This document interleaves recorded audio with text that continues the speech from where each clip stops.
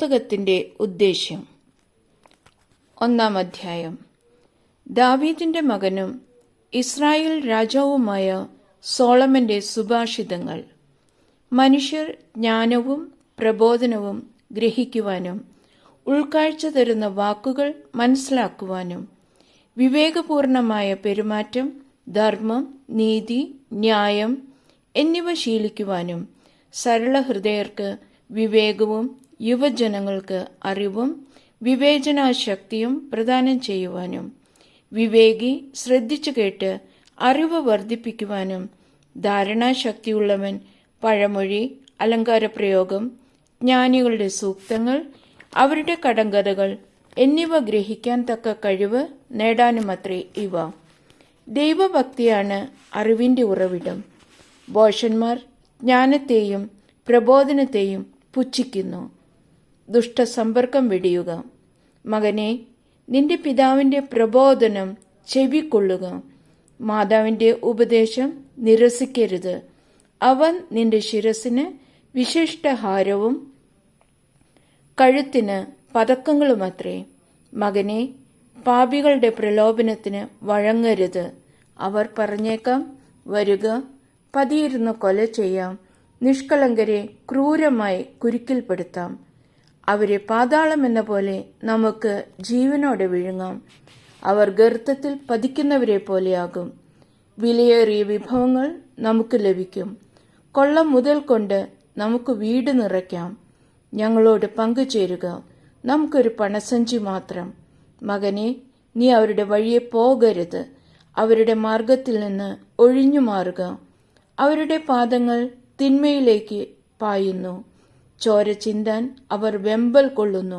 പക്ഷി കാണുകെ അതിന് വലവയ്ക്കുന്നത് നിഷ്ഫലമാണല്ലോ.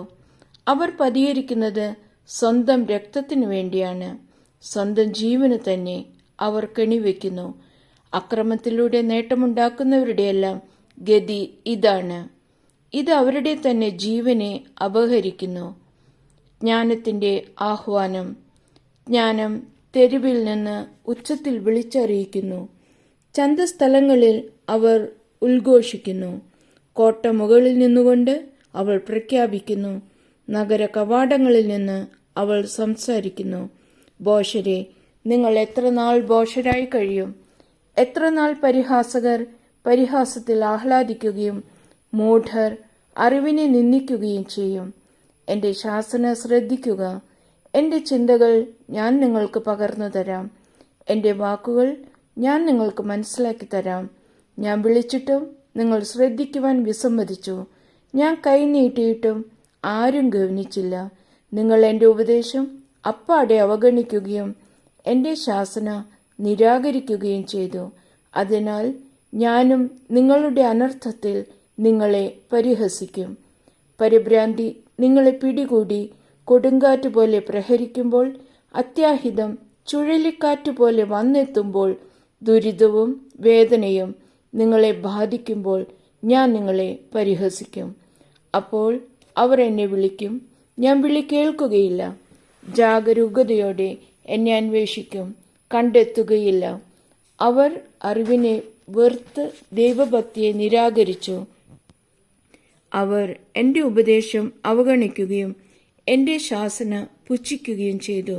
അതിനാൽ അവർ സ്വന്തം പ്രവൃത്തിയുടെ ഫലം അനുഭവിക്കും. സ്വന്തം തന്ത്രങ്ങളിൽ മടുപ്പ് തോന്നുകയും ചെയ്യും. എന്നെ വിട്ടകലുന്നത് മൂലം ശുദ്ധഗതിക്കാർ മൃതിപ്പെടുന്നു.